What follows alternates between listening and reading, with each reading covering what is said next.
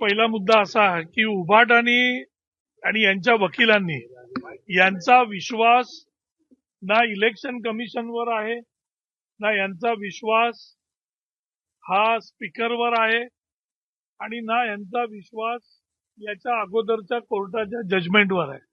त्याच्यामुळे जेवढे निकाल यांच्या विरोधात गेलेले आहेत त्याच्यामुळे कोणच काम करत नाही आणि आता इथे या कोर्टात बोलतायत की तुम्ही निकाल द्या. उद्या हा निकाल पण यांच्या विरोधात गेला की ते परत म्हणणार की यांच्यावर पण विश्वास नाही आमचा, आम्हाला दुसरा कुठचा तरी कोर्ट द्या. त्याच्यामुळे आजची पण आर्ग्युमेंट जी त्यांनी केली याच्यात त्यांनी शेवटी हे सांगितलं नाही की 2018ची कॉन्स्टिट्यूशन जी आहे घटना ती आम्ही इलेक्शन कमिशनला दिली की नाही याबद्दल हे लोक बोलायला तयार नाही.